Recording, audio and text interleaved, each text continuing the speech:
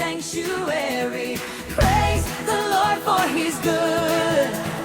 Praise the Lord of lords. Praise the Lord in this house. Praise the Lord in his sanctuary. Praise the Lord for his good. Praise the Lord of lords. And all the nations cry and sing all the praises unto him. Praise the Lord in this house. Praise the Lord in his sanctuary. Praise the Lord for his good. Praise the Lord of lords. Praise the Lord of lords. Praise the Lord of lords.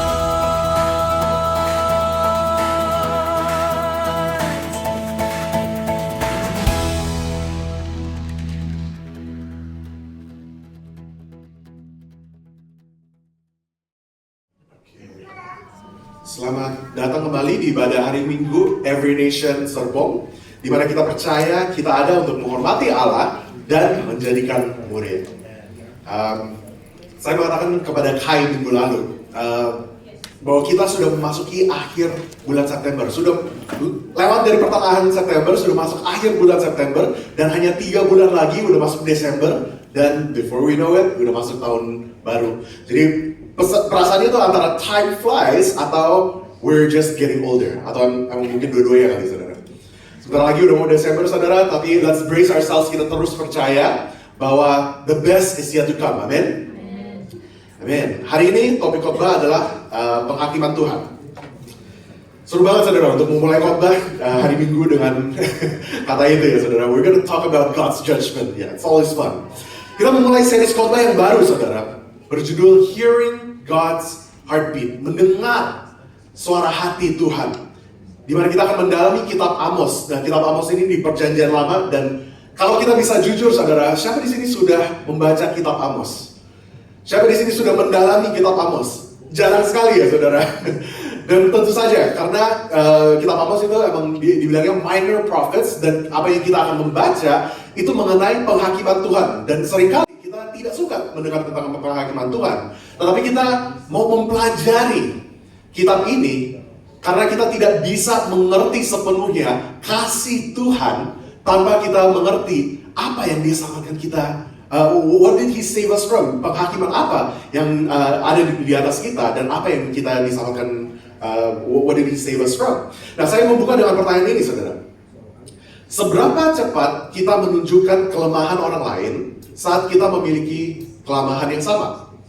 Seberapa sering kita begitu cepat menunjuk kelemahan dan kesalahan orang lain, padahal kita sendiri memiliki kelemahan yang sama? Saya memberikan contoh dengan anak kami, dengan Mitchell.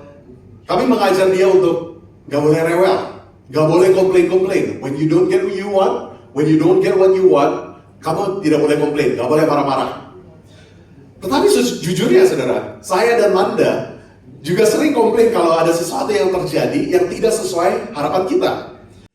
Kita ngelihat postingan teman kita di sosmed, langsung kita ngejudge mereka. Loh, kok ini orang begini sih?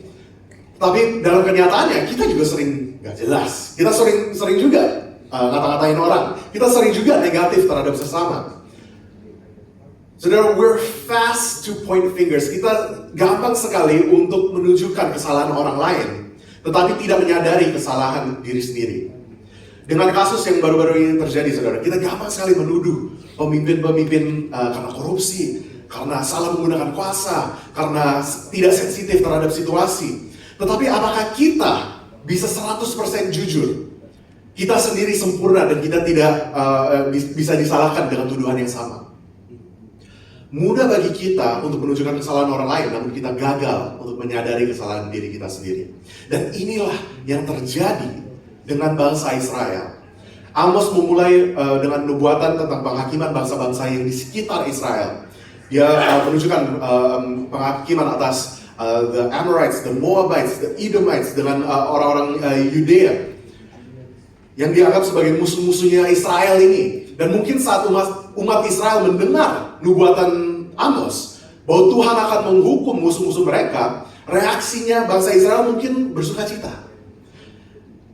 Tetapi ternyata ada plot twistnya, saudara. Amos mengatakan bahwa iya, penghakiman ini akan terjadi kepada musuh-musuh Israel, tetapi akan ada penghakiman juga atas bangsa Israel. Dan inilah yang Amos katakan. Kita membaca dari kitab Amos pasal 2 dari ayat 6 sampai 16. Baik, beginilah firman Tuhan. Karena 3 perbuatan jahat Israel, bahkan 4, aku tidak akan menarik kembali keputusanku. Oleh karena mereka menjual orang benar karena uang dan orang miskin karena sepasang kasut. Mereka menginjak-injak kepala orang lemah ke dalam debu dan membelokkan jalan orang sengsara. Anak dan ayah pergi menjamah seorang perempuan muda sehingga melanggar kekudusan namaku. Mereka merebahkan diri di samping setiap mesbah di atas pakaian gadaian orang dan minum anggur orang-orang yang kena denda di rumah Allah mereka. Padahal akulah yang memunahkan dari depan mereka orang Amori yang tingginya seperti tinggi pohon aras dan yang kuat seperti pohon tarbantin. Aku telah memunahkan buahnya dari atas dan akarnya dari bawah. Padahal akulah yang menuntun kamu keluar dari tanah Mesir dan memimpin kamu 40 tahun lamanya di padang gurun, supaya kamu menduduki negeri orang Amori. Aku telah membangkitkan sebagian dari anak-anakmu menjadi nabi dan sebagian dari teruna-terunamu menjadi nasir. Bukankah betul-betul begitu, hai orang Israel? Demikianlah firman Tuhan. Tetapi kamu memberi orang Nazir minum anggur dan memerintahkan kepada para nabi, jangan kamu bernubuat. Sesungguhnya aku akan mengguncangkan tempat kamu, berpijak seperti goncangan kereta yang syarat dengan berkas gandum. Orang cepat tidak mungkin melarikan diri. Orang kuat tidak dapat menggunakan kekuatannya, dan pahlawan tidak dapat melarikan diri. Pemegang panah tidak dapat bertahan. Orang yang cepat kaki tidak akan terluput, dan penunggang kuda tidak dapat meluputkan diri. Juga orang yang berhati berani di antara para pahlawan akan melarikan diri dengan telanjang pada hari itu. Demikianlah firman Tuhan. Ya, demikianlah firman Tuhan, terpujilah namanya, saudara. Background dari Amos ini, apa yang kita barusan baca? Kita membaca tentang penghakiman Tuhan atas bangsa Israel. Jadi kita bisa bertanya, apa yang memantik penghakiman Tuhan ini? Background dari kitab Amos. Amos adalah seorang gembala yang bernubuat tentang penghakiman Tuhan kepada bangsa Israel. Pada zaman itu, Israel sudah menjauh dari Tuhan dan hukum Taurat Tuhan. Dan karena mereka sudah mengabaikan hukum Tuhan, mereka juga mengabaikan hukum-hukum sosial yang tertara. Akibatnya kalangan yang miskin, yang lemah, dan hamba-hamba Tuhan di bangsa Israel tertindas oleh orang-orang yang berkuasa di pemerintah Israel. Tuhan melihat kejahatan mereka dan meresponi dengan nubuatan atau peringatan mengenai penghakiman jika Israel tidak bertobat. Dan kita akan mendalami ini agar kita aware juga, saudara. Kenapa kita mendalami penghakiman Tuhan? Agar kita aware dan kita tidak melakukan kesalahan Israel ini. Kita tidak mengulangi di dalam kehidupan kita. We want to know God's heartbeat. Kita ingin tahu apa yang dalam isi hati Tuhan. So what stirred God's judgment? Apa yang memantik penghakiman Tuhan ini? Ada 3 hal, saudara, yang kita bisa lihat dari ayat ini. Ketidakadilan sosial, social injustice, penyesatan moral, moral perversion, dan kepercayaan yang salah, misplaced trust. Kita lihat yang pertama, saudara, ketidakadilan sosial. Kita baca lagi di ayat 6. Beginilah firman Tuhan, karena 3 perbuatan jahat Israel, bahkan 4, aku tidak akan menarik kembali keputusanku. Oleh karena mereka menjual orang benar karena uang dan orang miskin karena sepasang kasut. Saudara, pada saat Amos bernubuat, saat Amos memulai pelayanannya, Israel sedang mengalami masa yang paling makmur dan jaya di dalam sejarah bangsa Israel. Jalur perdagangan terbuka, wilayah kerajaan meluas, dan pertanian berkembang. Dan archaeological evidence, bukti arkeologi ini menemukan bahwa rumah-rumah mewah ada di kota Samaria. Panel gading yang berukir, tempayan penyimpanan besar, Dan ini menunjukkan bahwa kekayaan terkonsentrasi di kota-kota, terutama di kalangan elit. Banyak ahli menyebut masa ini sebagai zaman keemasan kemakmuran Israel, the golden age of Israel. Dan Amos bernubuat tentang penghakiman Tuhan. Kenapa? Karena kemakmuran ini tidak dialami semua orang. Kita lihat di ayat 6 dan 7. Oleh karena mereka menjual orang benar karena uang dan orang miskin karena sepasang kasut. Sell the righteous for silver. Yang the righteous ini atau orang benar ini bisa diterjemahkan sebagai the innocent, orang yang tidak bersalah. Ini bicara kepada hakim-hakim yang berada di bangsa Israel. Ini mencerminkan seberapa korupsinya hakim-hakim pada zaman itu. Mereka bisa dibeli dengan sogokan. The needy for a pair of sandals, orang miskin karena sepasang kasut. Nyawa seseorang saking tidak berharganya sehingga bisa dibeli dengan sepasang kasut. Ada kesenjangan sosial, saudara. Ini yang Amos mengatakan bahwa there's social injustice that is happening di bangsa Israel. Yang kaya membangun rumah batu, memakai perabotan berlapis gading, berpesta pora. Sebaliknya, yang kalangan miskin kehilangan tanah, dijual sebagai budak yang berutang dan tidak mempunyai kesempatan untuk pemulihan. Kesenjangan ini menciptakan budaya di mana keadilan sepertinya bisa dibeli, that justice can be bought. Yang berarti beberapa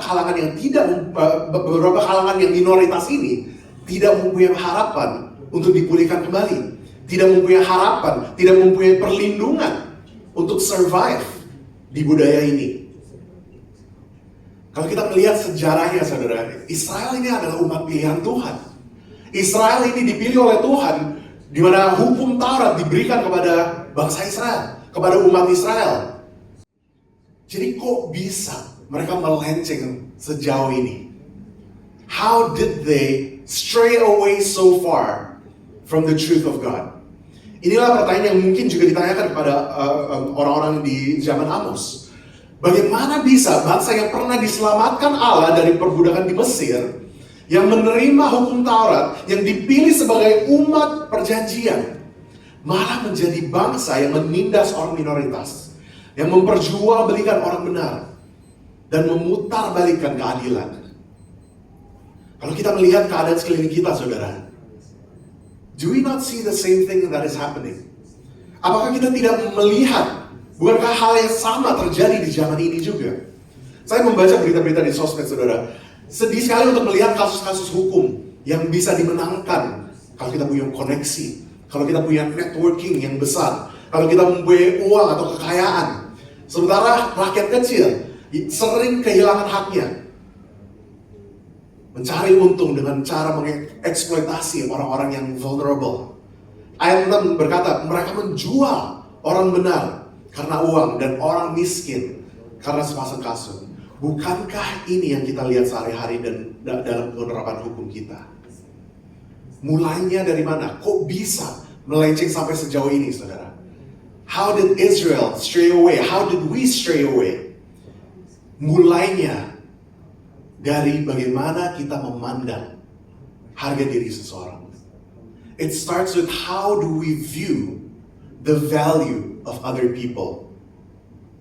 Saudara, kita hidup di dalam budaya di kota urban seperti di Serpong, di Jakarta. Harga diri sering diukur dari gadget yang kita gunakan, dari kendaraan yang kita miliki, dari gaya hidup kita sehari-hari.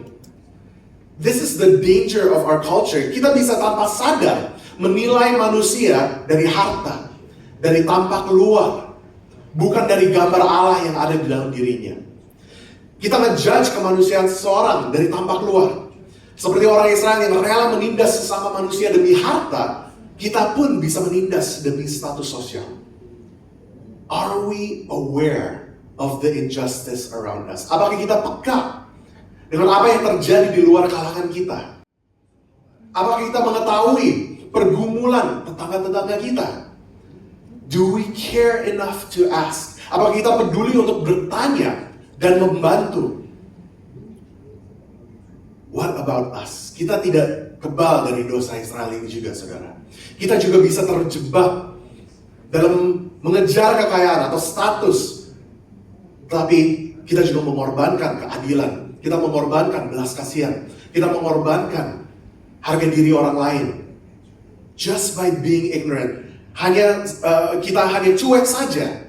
We become part of the problem. Kita menjadi masalahnya juga. Kita tidak bisa cuek, saudara, dengan apa yang terjadi sehari-hari dengan tetangga-tetangga kita, dengan saudara-saudara kita. Mulai bertanya, saudara. Start caring, start asking, mulai berdoa. Saat kita aware, saat kita peka dengan ketidakadilan itu, mulai dengan berdoa, mulai dengan melayani. Find how do we be part of the solution. Allah peduli dengan cara kita memperlakukan kalangan yang miskin, yang tertindas, yang tak berdaya. Because God is a God of justice. Dia adalah Allah yang adil. Yang kedua, kita melihat juga di bangsa Israel ada penyesatan moral. Di ayat 7 dikatakan, anak dan ayah pergi menjamah seorang perempuan muda sehingga melanggar kekudusan namaku. Banyak pelanggaran yang tertara di kalimat ini, saudara. Ada perzinaan, imoralitas, penistaan. Dari konteks ayat ini, kemungkinan besar perempuan yang disebut ini adalah pelacur di tempat penyembahan. Entah apa yang dimaksud oleh Nabi Amos, dosa perzinahan ini sangat jelas. Dan ini terang-terang melanggar hukum Taurat Allah. Ayatnya mengatakan, my holy name is profane. Melanggar kekudusan namaku. Kalau diterjemahkan di dalam bahasa aslinya, dikatakan bahwa dosa ini menajiskan namaku yang kudus. Seolah umat perjanjian Allah ini seperti menyeret nama Tuhan, menyeret reputasi Tuhan dan nama baik Tuhan ke dalam lumpur. Dragging His name through the dirt. Kalau umat Tuhan berdosa, saudara, yang terdampak bukan hanya yang berdosa saja, saudara. Yang terdampak adalah Tuhan kita. Orang akan melihat Tuhan kita yang kita sembah. Kita dikatakan kita adalah ambassadors, kita adalah representatif Tuhan. Jadi kalau kita berdosa, orang akan melihat Tuhan yang kita sembah juga. Di ayat 8 dikatakan, mereka merebahkan diri di samping setiap mesbah di atas pakaian gadaian orang dan minum anggur orang-orang yang kena denda di rumah Allah mereka. Ini menunjukkan pencemaran ritual penyembahan. Mereka memakai pakaian yang diambil sebagai gadai. Ini miliknya orang-orang miskin, saudara. Sebagai alas tidur di mesbah. Mereka minum anggur hasil denda yang tidak adil di rumah Allah. Mereka tidak hanya berdosa secara pribadi. It's no longer a secret sin. It's no longer a private sin. Tetapi secara terbuka, secara umum, mereka menjadikan rumah ibadah sebagai panggung untuk dosa-dosa dan kesenangan duniawi mereka. Dosa mereka bukan lagi hal yang rahasia. Secara terbuka, mereka melakukan dosa-dosa ini di hadapan orang-orang dan di hadapan Tuhan. At this point, saudara, udah susah untuk bicara tentang pertobatan lagi. Secara sengaja, mereka memaki-maki Tuhan dengan dosa-dosa yang mereka lakukan terbuka ini. Saya ingat ada cerita, saudara, mengenai teman saya ini pastor juga di sebuah negara yang saya tidak akan sebutkan. Dan dia menceritakan kepada saya kaget. Saya pernah hadir di dalam konferensi pastoral interdenominasi. Dan saya hadir di pastoral conference itu dan saya bicara dengan pastor-pastor yang ada di situ. Beberapa pendeta bertanya kepadanya, kamu sekarang tinggalnya di mana? Kamu stay-nya di mana? Dan dia mengatakan, di hotel ini. Dan pendeta-pendeta yang lain ini mengatakan sesuatu yang mengejutkan dia. Oh wah, sendirian ya kamu di hotel? Enak dong, bisa panggil cewek untuk nemenin. Dan tentu saja, saudara, teman saya ini speechless. Dan dia tidak bisa berkata-kata. Dan dia hanya bisa menegur dengan tegas. Ya enggak lah, kan itu dosa. Dan bayangkan, saudara, dosa ini bisa menjadi sebegitu berbahaya ketika sudah dinormalisasi. When sin becomes a normal thing, when sin becomes an everyday thing, we become blind to the effects of it. Saat dosa menjadi normal, kita menjadi buta. Kita tidak mengetahui lagi apa yang benar, apa yang salah. Inilah yang kita harus berhati-hati, saudara. Kita hidup di zaman yang sudah kebal dengan hal-hal yang dianggap tabu. Apa yang tabu di 20 tahun yang lalu mungkin sudah menjadi normal di zaman sekarang. Pornography, seks bebas, manipulasi angka keuangan, uang sogokan, it becomes normal. Dianggap sebagai sesuatu yang biasa, sesuatu yang normal. Tetapi saudara, sebagai umat Tuhan, kalau kita mengaku bahwa kita adalah pengikut Tuhan, kalau kita mengaku bahwa kita adalah pengikut Kristus, pengikut kebenaran, kita tidak bisa hanya tutup mata dan membiarkan ini menjadi sesuatu yang normal di lingkungan kita. We cannot stay silent. Because our God is holy. Dia adalah Allah yang kudus. Dan hal-hal yang najis, hal-hal yang tidak benar, hal-hal yang berhubungan dengan dosa, tidak ada tempatnya di hadirat Tuhan. Berarti dosa-dosa ini tidak ada tempatnya di hati kita juga. Di ayat 11 dan 12 dikatakan, Aku telah membangkitkan sebagian dari anak-anakmu menjadi nabi dan sebagian dari teruna-terunamu menjadi nazir. Bukankah betul-betul begitu, hai orang Israel? Demikianlah firman Tuhan. Tetapi kamu memberi orang nazir minum anggur dan memerintahkan kepada para nabi, jangan kamu bernubuat. Tuhan tidak hanya diam saja, saudara. Orang-orang nazir ini adalah orang-orang yang dikuduskan oleh Tuhan untuk hidup untuk Tuhan, hidup untuk kebenaran. Mereka tidak meminum anggur, mereka tidak minum alkohol, mereka tidak memotong rambut, mereka hidupnya sangat sederhana untuk menjadi contoh bagi orang-orang Israel bahwa dia hidup untuk Tuhan. Dia mendedikasikan hidupnya untuk Tuhan. Dan nabi-nabi ini dibangkitkan untuk memberi peringatan kepada Israel kalau mereka melenceng ke kiri atau ke kanan. Kalau mereka sudah menjauh dari Tuhan, nabi-nabi ini akan bernubuat bahwa hai orang Israel, jangan jauh dari Tuhan, kita balik kepada Tuhan, kita bertobat dan balik kepada Tuhan. Tapi seperti yang kita melihat di ayat ini, saudara, suara Tuhan pun dibungkam. Umat Israel menolak teguran dan peringatan untuk bertobat.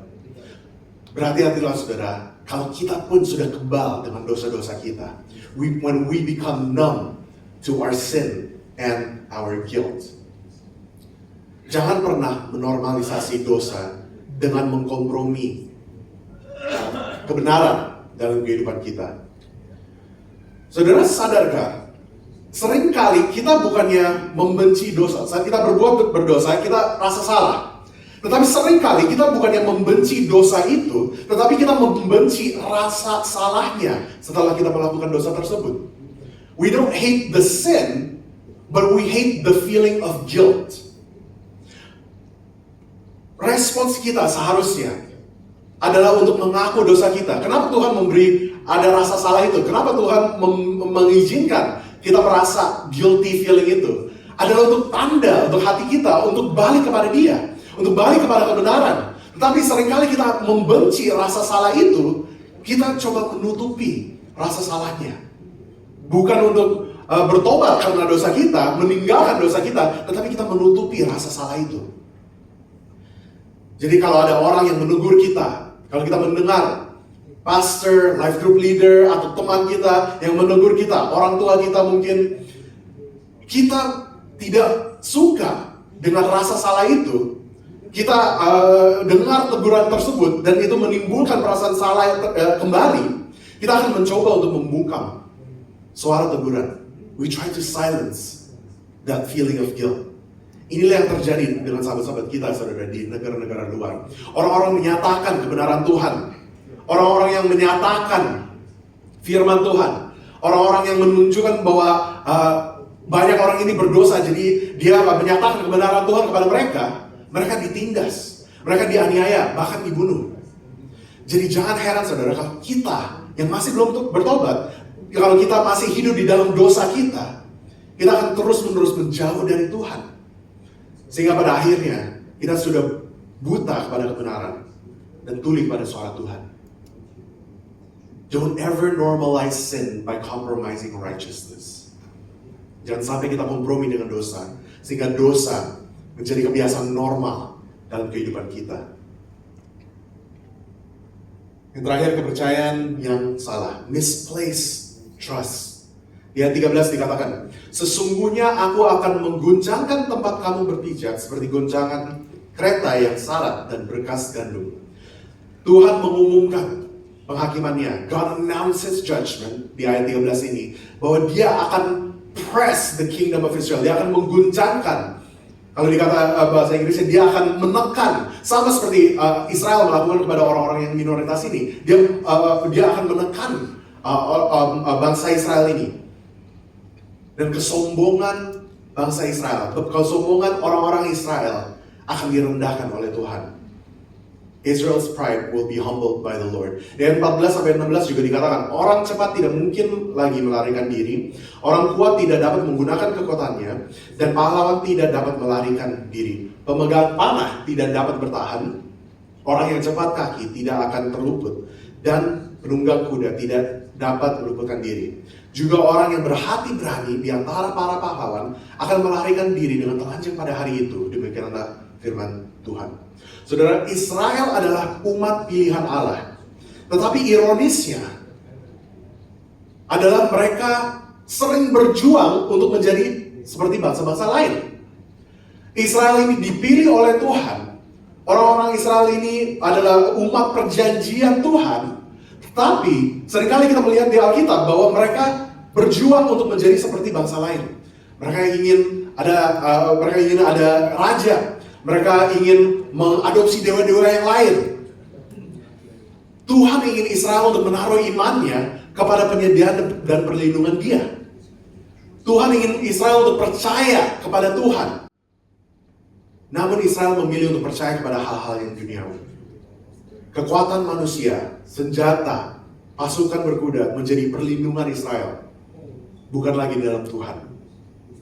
Sehingga Tuhan mengatakan, fine.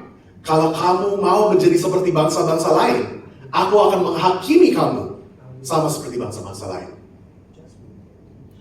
Tuhan membalikan semua itu. Yang lari cepat tidak bisa kabur, yang kuat jadi lemah, yang berani lari ditelanjangi. Ini menegaskan saudara, bahwa tidak ada keamanan di luar Tuhan. There is no safety, there is no security outside of God. Jadi pertanyaannya, what is our security? Apa yang menjadi keamanan kita?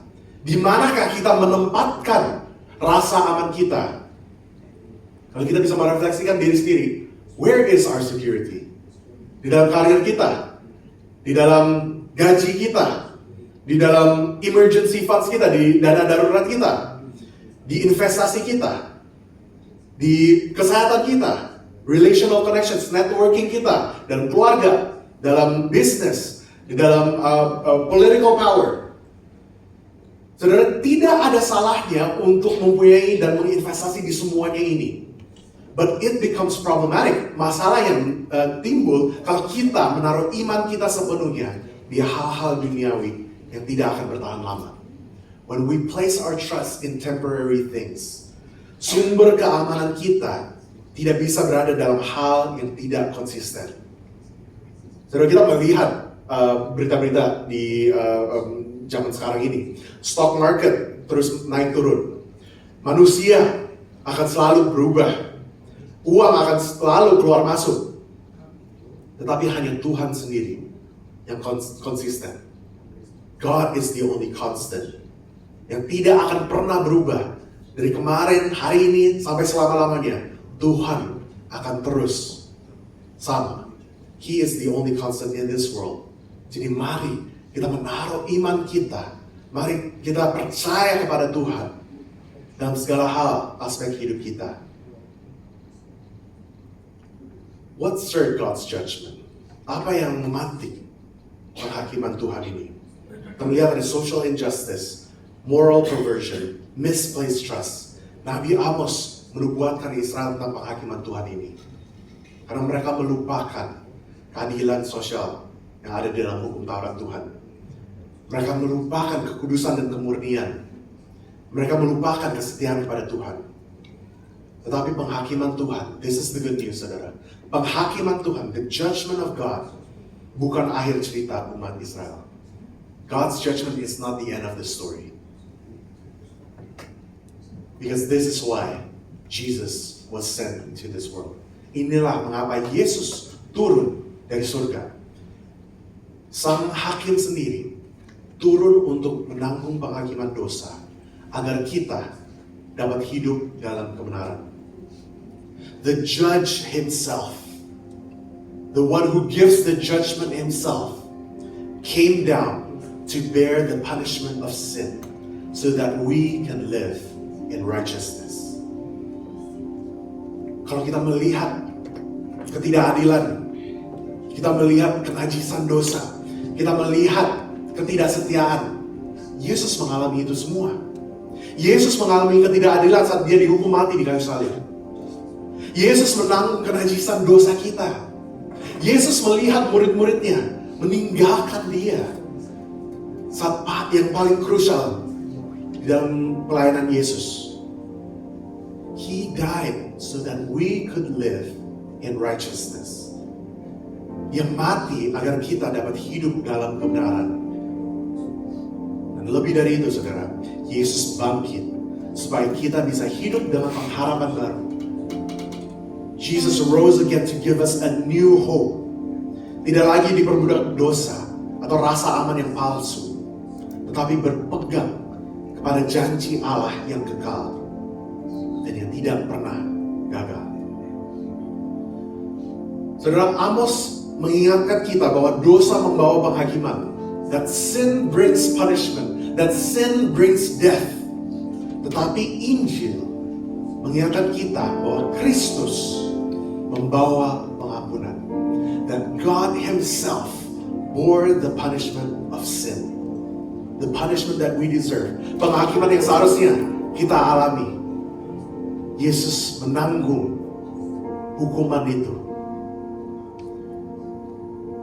Jika Israel jatuh karena mereka melupakan Tuhan, marilah kita sebagai gereja hidup di dalam Kristus yang menanggung dosa-dosa kita ini. Dan kita dapat hidup dalam keadilan, hidup dalam kekudusan, dan hidup dalam kesetiaan. Bukan dengan kekuatan sendiri, saudara, tetapi melalui Kristus yang sudah menanggung penghakiman Allah demi kita. Mari kita berdoa. Tuhan, kami mengucap syukur Tuhan. That it is not because of our faithfulness. Bukan karena kami yang setia. Bukan karena kami yang melakukan hal-hal yang baik. Bukan karena kami yang dapat hidup yang benar. It's not because of what we do. Tetapi karena Engkau adalah Allah yang baik. Karena Engkau adalah Allah yang adil. Karena Engkau adalah Allah yang melihat bahwa kami tidak punya harapan selain Engkau. That we are hopeless without you. Dan karena itu, Engkau menanggung penghakiman dosa. Dan karena itu, karena kasih-Mu, karena belas kasih-Mu, karena anugerah-Mu, Engkau yang menanggung dosa-dosa kami. Engkau yang menanggung hukuman yang seharusnya kami alami. Tuhan, kami tidak ingin mengulangi Tuhan apa yang bangsa Israel lakukan. Mereka melupakan keadilan sosial. Mereka melupakan moralitas yang ada di dalam Engkau. Mereka melupakan kemurnian. Mereka melupakan janji-Mu dengan kami. Lord, we don't want to forget. Ajarlah kami Tuhan untuk hidup di dalam Engkau sehari-hari. Ajarlah kami Tuhan untuk bergantung kepada Engkau. Ajarlah kami Tuhan untuk menaruh rasa aman kami hanya di dalam Engkau. Bukan di dalam hal yang fisik, bukan di dalam hal yang sementara, tetapi di dalam janji-Mu yang tidak akan pernah gagal, di dalam kasih-Mu yang tidak akan pernah gagal. Lord, teach us to trust in you. Teach us to hold on to you. Bukalah mata kami Tuhan. Bukalah hati kami Tuhan. Bukalah telinga kami Tuhan. Let us be aware of those around us. Let us be aware. Saat kami menjauh dari Engkau Tuhan, kami berdoa, Engkau menarik kami kembali Tuhan. Saat kami menjauh dari Engkau Tuhan, kami berdoa Tuhan, Engkau tidak akan melepaskan kami. Engkau yang merendahkan hati kami Tuhan. Lord, humble our hearts Lord. Kalau hati kami ini sudah keras Tuhan, Engkau yang melembutkan hati kami untuk mendengar teguran yang dari Engkau. Engkau yang melembutkan hati kami untuk berbalik kepada Engkau. Dengan kekuatan sendiri Tuhan, kami tahu ini mustahil. Dan kami tahu Tuhan, that You are the God of the impossible. Soften our hearts. Open our eyes. Open our hearts. Ajarlah kami untuk hidup di dalam Engkau dari sekarang sampai selama-lamanya. Mari kita mengambil waktu ini untuk berdiri dan menyembah Tuhan. Let us come to the altar. Mari datang kepada Dia. Kalau ada beban di dalam hati kita, mari kita datang kepada Dia dan kita letakkan di kaki Tuhan. Let us come to Him now. Mari kita semua bangkit berdiri.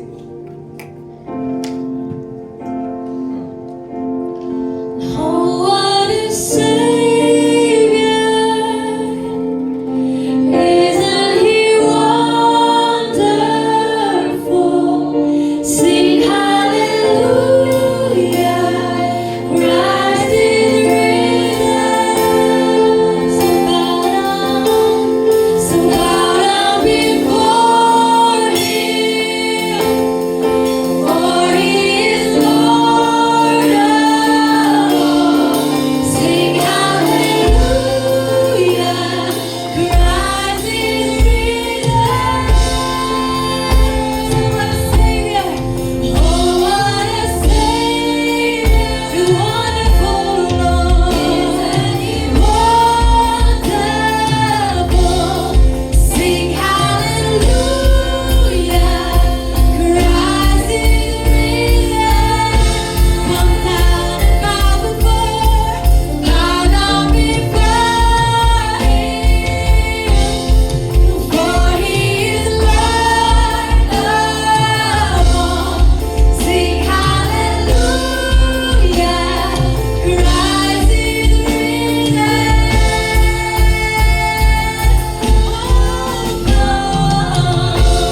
Oh, come to the altar. The Father's arms are open wide. Forgiveness was bought in the precious blood of Jesus Christ. Oh, come to the altar. The Father's arms are open wide. Forgiveness was bought in the precious blood of Jesus Christ. Only by Your blood. Tuhan, saya percaya bahwa ini bukan sebuah kebetulan Tuhan. Kami dapat berhadir pada hari ini. Kami dapat mendengar firman-Mu Tuhan. Kami percaya bahwa Engkau menggunakan waktu ini Tuhan untuk mengingatkan kami kembali. For those of us that are reminded, for those of us who feel like there's still something, ada sesuatu yang dalam hidup kita yang kita perlu bertobat. Ada dosa yang dalam hidup kita yang kita belum mengaku kepada Tuhan. Siapapun yang ada di sini, kalau engkau mendengar di rekaman ini, come to the Lord right now. Datanglah kepada Tuhan.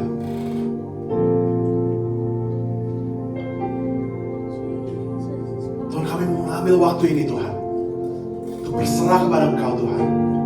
Kami mengaku dosa-dosa kami ini Tuhan. We lay it down at Your feet Lord. Kami meminta pengampunan yang dari Engkau Tuhan. Lord, we ask for Your forgiveness. Kalau kami sudah menjauh dari Engkau Tuhan, kami berdoa saat ini Tuhan. Kami memutuskan hari ini Tuhan, kami datang kembali kepada Engkau Tuhan. Kami berpaling balik kepada Engkau Tuhan. We turn back to You Lord.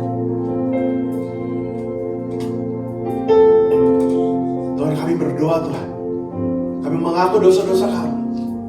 Kami mengaku bahwa kami tidak ada apa-apanya selain Engkau. We don't have anything. That we are not anything without you. Kami datang kepada Engkau Tuhan. Terimalah kami Tuhan. Terimalah hati kami Tuhan.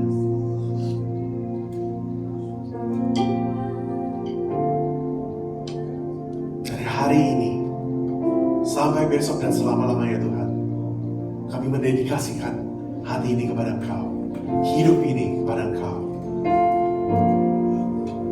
Kehendak-Mu terjadi dalam kehidupan kami Tuhan.